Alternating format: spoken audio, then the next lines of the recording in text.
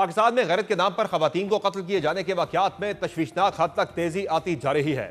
ابھی بلوچستان میں جرگے کے ہاتھوں خاتون اور مرد کے دن دہاڑے قتل کیے جانے کی بازگشت تھمی نہ تھی کہ ایک کے بعد ایک واقعات سامنے آنے کا سلسلہ شروع ہو گیا ہے۔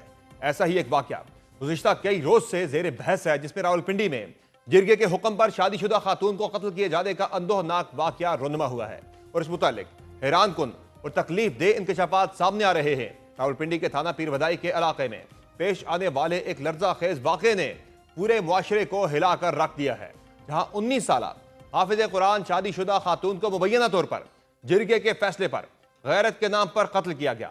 تفصیلات کے مطابق مقتولہ نے اپنے پہلے شوہر ضیاء الرحمان سے علیحدگی کے بعد مظفر آباد میں عثمان نامی شخص سے 12 جولائی کو عدالت کے روبرو مرضی سے نکاح کیا تھا اور جوڈیشل مجسٹریٹ کے سامنے اپنا بیان جمع کراتے ہوئے تحفظ بھی مانگا تھا۔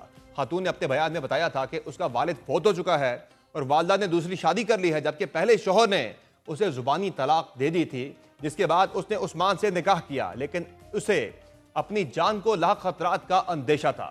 نکاح کے چند دن بعد 15 جولائی کو مقتولہ کے سسر محمد الیاس کے مطابق تقریباً 10 افراد اسلحے سمیت ان کے گھر میں داخل ہوئے، دھمکیاں دیں اور کہا کہ لڑکی کو اب ہم رخصت کریں گے۔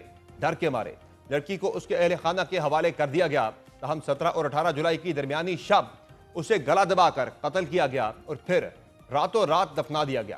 قتل کے بعد ستم ظریفی یہ رہی کہ جرگے کے سربراہ عصمت اللہ نے نہ صرف قتل کا حکم دیا بلکہ مقتولہ کی نماز جنازہ بھی خود پڑھائی۔ پولیس تفتیش کے مطابق قتل کے پیچھے جرگے کا کردار مرکزی رہا، جس کی قیادت عصمت اللہ نے کی۔ 11 سے 16 جولائی تک ہونے والے جرگے میں عصمت اللہ پیش رہا اور اس نے قتل کا حکم دیا۔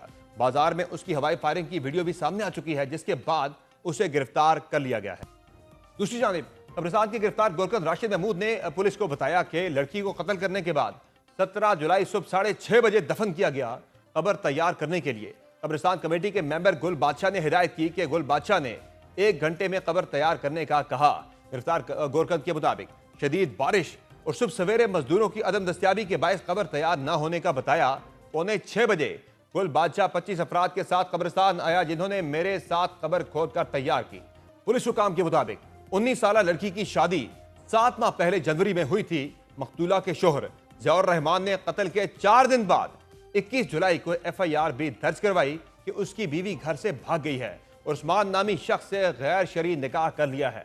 CPO راولپنڈی سید خالد حمدانی نے کہا کہ ملزمان نے واقعے کو اغوا کی شکل دینے کی کوشش کی۔